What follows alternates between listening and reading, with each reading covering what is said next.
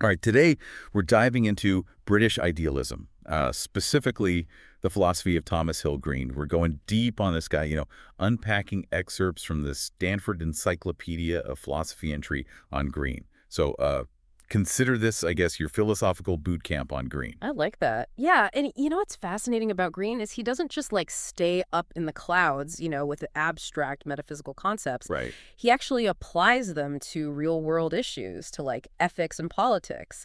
So he was super engaged in social reform. He Yeah. really wanted to bridge that gap between, like heady philosophical thought and practical action, how we actually live. Yeah, I'm kind of seeing a pattern here. It's like he's saying, okay, we figured out that reality is basically like mental. So now how do we use this knowledge to make society better?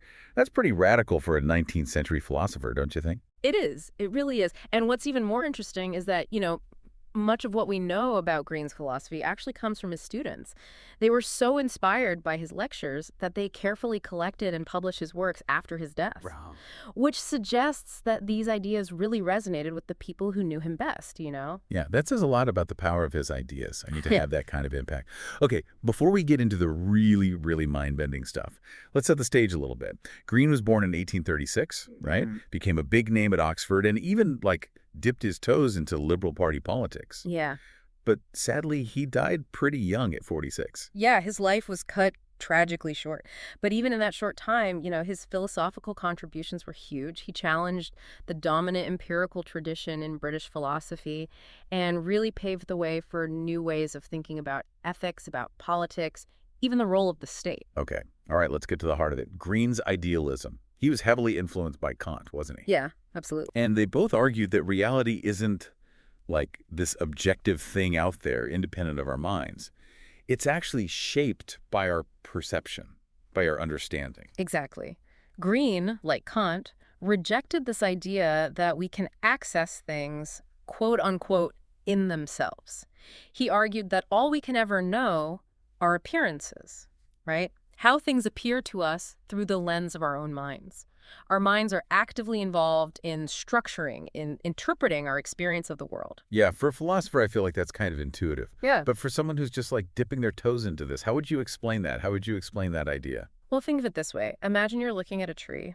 You see its shape, its color, the texture of its bark. Yeah. Those are all appearances. They're mental representations constructed by your mind based on the sensory data that you're getting. Okay. But you can never actually grasp the essence of the tree in itself, only how it appears to your consciousness. Okay, so it's not that the tree doesn't exist. Right. It's that our understanding of it is always like mediated by our minds. Yeah, exactly. Okay, but Green, he takes us a step further, right?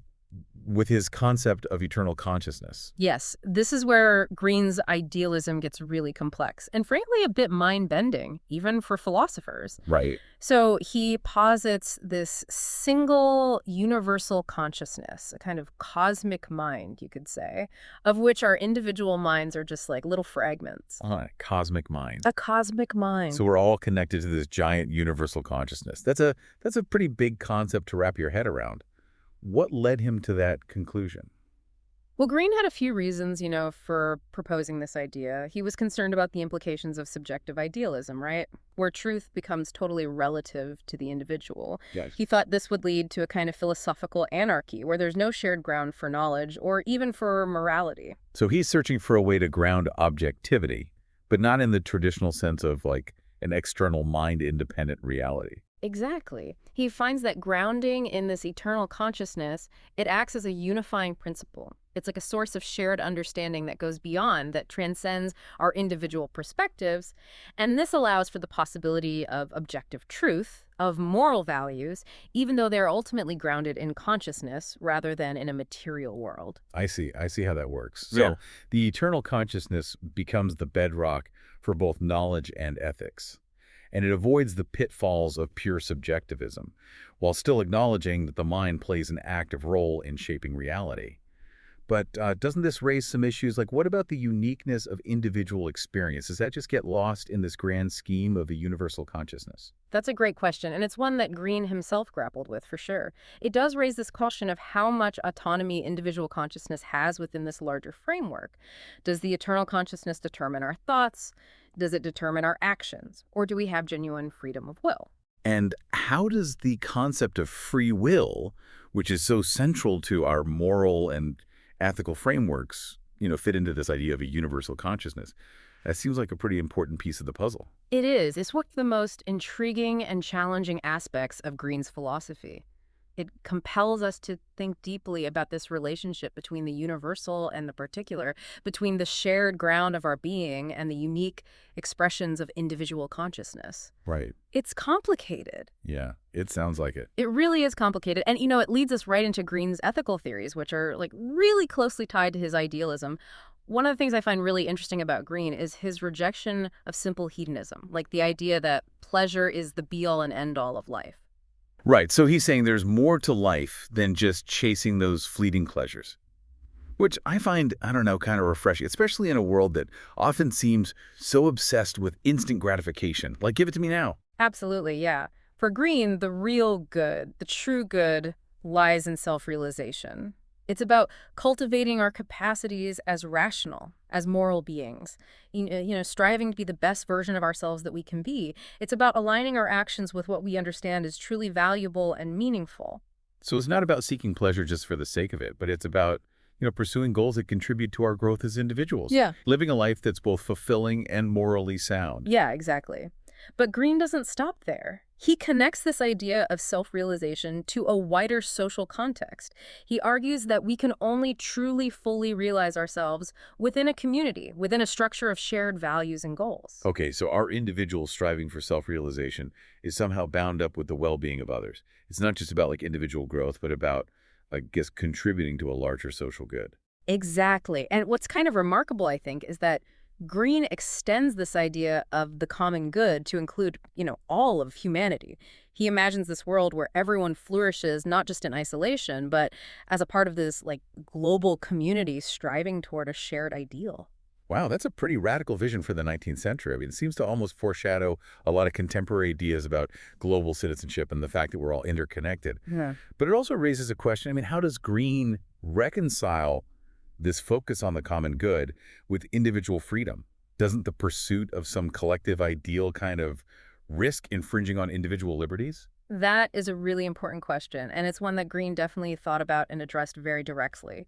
He actually makes a distinction between three types of freedom: juridical freedom, moral freedom, and real freedom. So juridical freedom is the simplest one. It's just the absence of external constraints, right?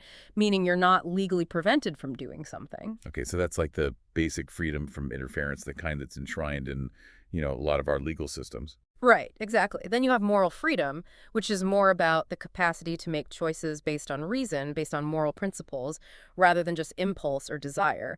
It's about having the ability to choose what's right, even when it's hard. So moral freedom requires a certain amount of self-awareness Right. and moral development. It's about being able to act in accordance with your values. Absolutely. But both juridical and moral freedom, in Green's view, are basically stepping stones to what he calls real freedom. And what does real freedom actually look like in this framework, in Green's view? Well, real freedom for Green is living in alignment with your true, rational self, making choices that contribute to both your own self-realization and the common good. It's about recognizing that your individual flourishing is totally linked to the well-being of others. This is not just about, having the freedom to do whatever you want, but about having the wisdom, I guess, and the moral compass to choose what's truly good, not just for you, but for the community as well. Yeah, you got it. And this is where things get really interesting, especially when we think about the kind of tension that's built into Green's concept of real freedom. He seems to be saying that there are choices we can make that, might be considered free in the juridical sense or even the moral sense, but that wouldn't be real freedom because they don't help us grow or contribute to the common good. Right. It's almost like there's a hierarchy of choices in his mind. Some are more free than others, even if they're all technically allowed. That's a really good way to put it. He's definitely challenging this traditional view of freedom as just the absence of restrictions.